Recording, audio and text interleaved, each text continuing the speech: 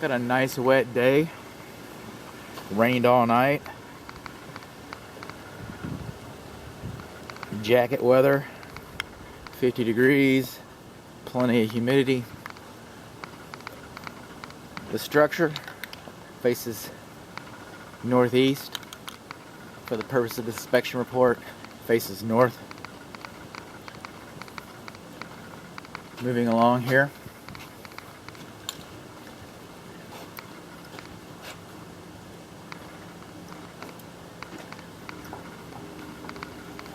This tape is supposed to be burnished. It's supposed to be burnished. Make it waterproof. It's popping up like that. You pretty much know a roller hasn't hit this.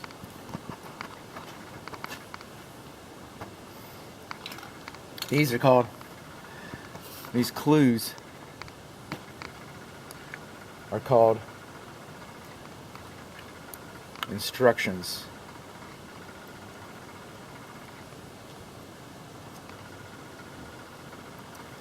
It says fastener head should be flush with exterior sheathing.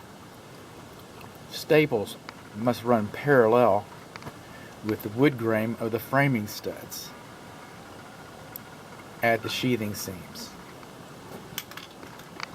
So this is your, everywhere there's a staple, there's supposed to be a framing stud.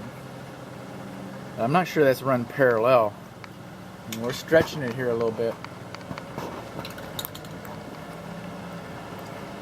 Stretching it a little bit. It doesn't look like it's burnished. That doesn't look like it's burnished. That doesn't look parallel. That's underdriven.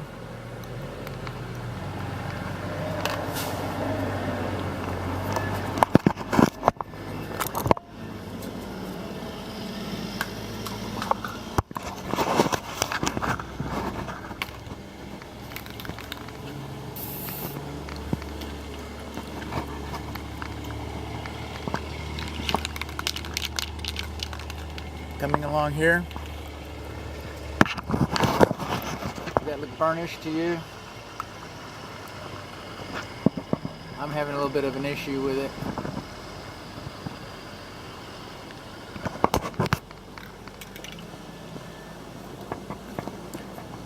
And right here,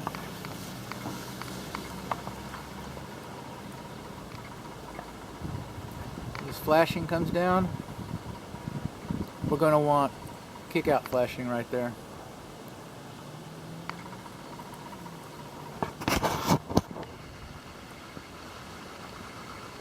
You got rake and you got drip, but you got edge flashing. And edge flashing is, you see the shingles, it's that little piece of metal in between the shingles and the fascia board. That metal, when it laps, it's supposed to lap a minimum of 10 inches as per Corning instructions. So obviously that hasn't happened. And then right here over your portico,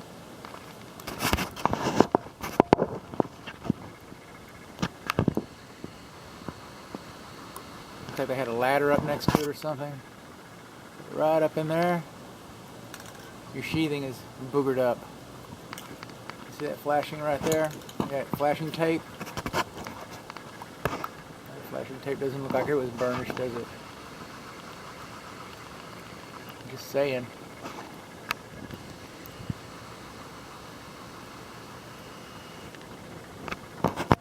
This edge flashing, it's never lapped right. It doesn't make it right. I'm not apologizing for my work. Here's your main clean outs coming out, PVC. Does this look burnished to you? Inside these windows, these are weep holes. And those are little weirs. Some home inspectors call them flaps. Call it what you will, but those are weirs. They don't cost very much. They don't cost very much.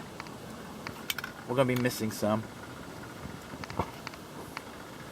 We're missing some fastener holes.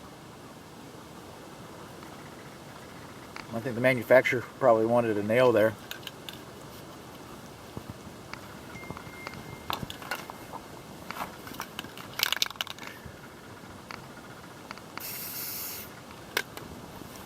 Someone's texting me.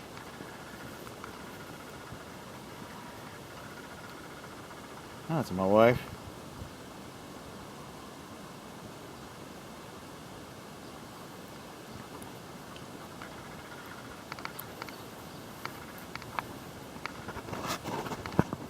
Coming along.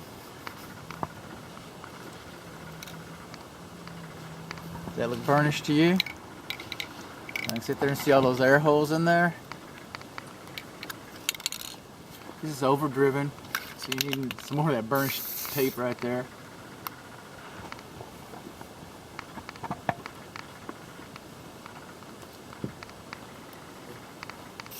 Got a hole there.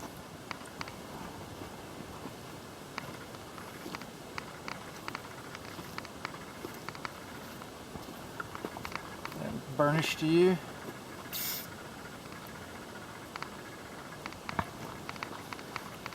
These air pockets, do they look burnished? Doesn't look burnished to me. I'm gonna quit asking. I'm gonna say it's not burnished.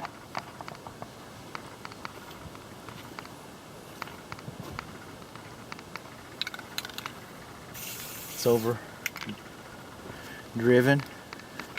Of course, they're just kind of cheap on the window frame nails. The manufacturer has installation instructions for these, so I don't have to be right as long as you're taken care of. But if that's what you hear, I'd want to read those instructions. The listed manufacturer's installation instructions supersedes anybody's opinion. Does it look burnished? Does that look burnished to you? I told you I was going to ask. I'm sorry.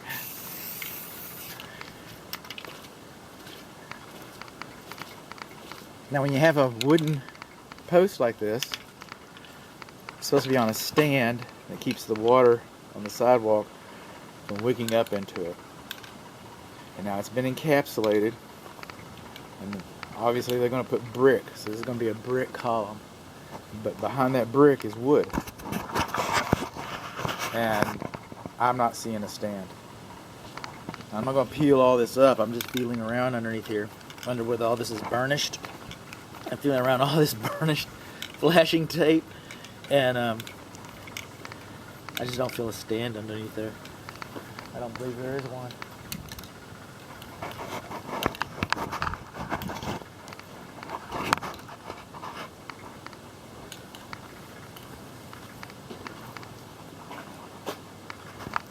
In case I don't see any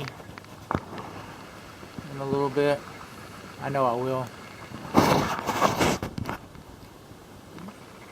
You see that? It's called palm bracing right there. That's easy for the carpenters. They don't have to have a lot of skills. They can just knock it up here. The code is relatively silent. In fact, I think it is silent about palm bracing, or whether it's acceptable or not. So I can't say that it's not acceptable.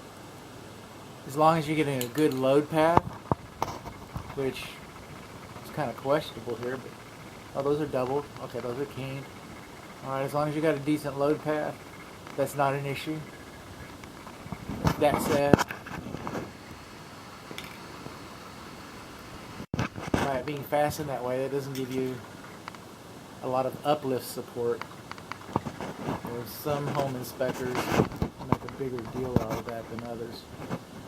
And everybody's right.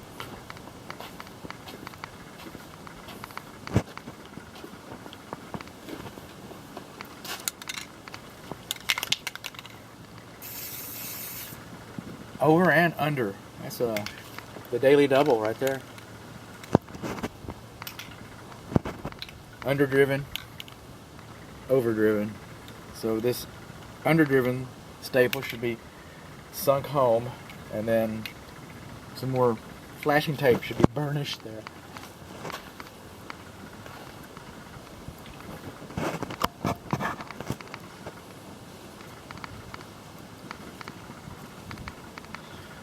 Remember those weep holes? Oh, there they are. It's upside down. You got some upside down weeps here. You upside down too? Yeah, it's not going to work too good. There's a first time for everything. Upside down weeps. The window is not upside down. These just pop out and they pop back in. Burnished. Burnish me. Nail me.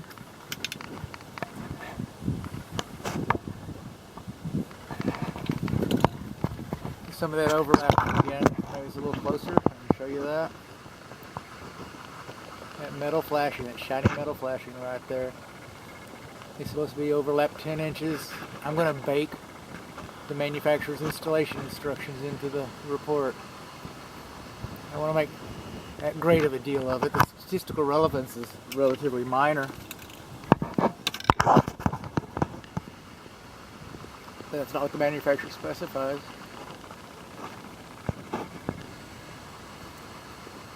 You'll probably never have an issue with it. You'll probably never have a warranty claim denied because of it. Probably. Can't promise you anything.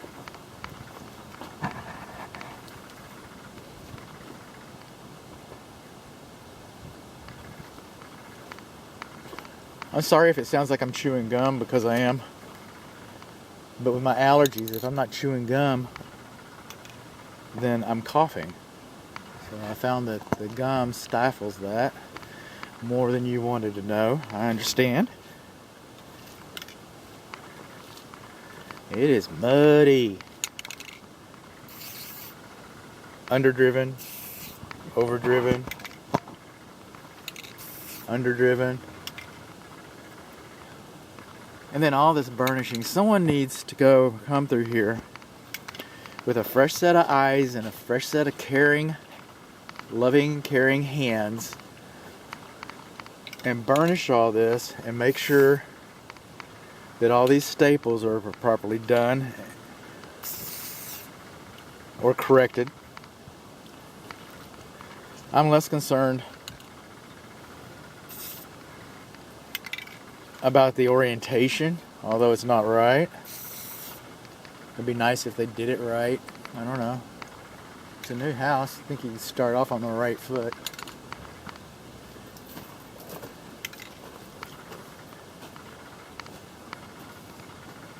There isn't really a way I can itemize every single one of these. Like I said, a fresh set of hands, fresh set of eyes. Is that burnished out there? Is that going to be alright for you?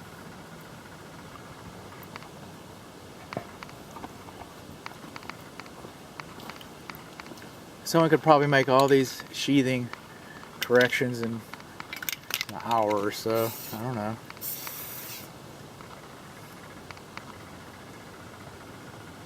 Most people move faster than I do.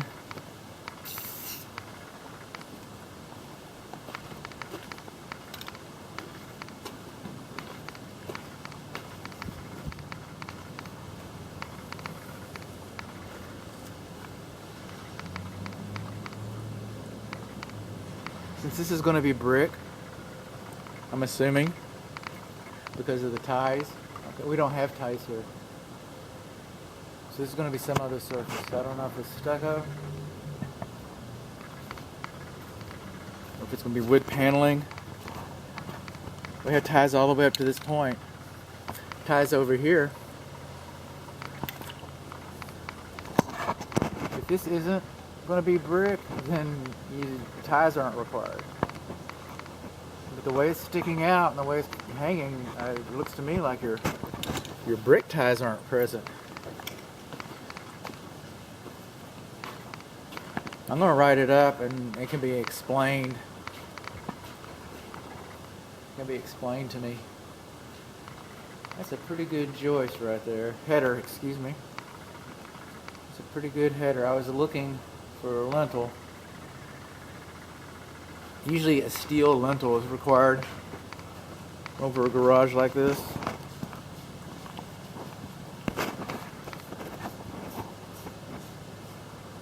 somebody bring me up to date and tell me that a steel lintel is not required.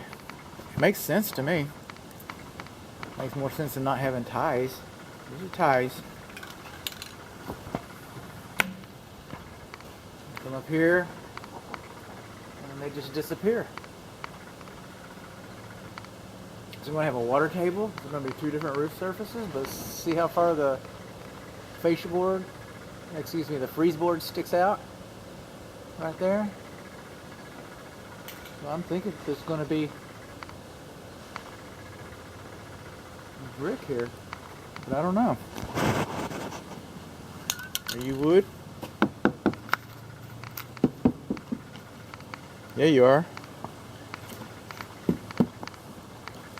Okay, so you got 2 posts and this sheathing, and then the bricks. This one we don't have the tape, and we do not have stands. See all this water? It's gonna weep up in there. And brick is porous, by the way. Brick is porous. The water will get in there. It will rot. Not tomorrow. The day after tomorrow.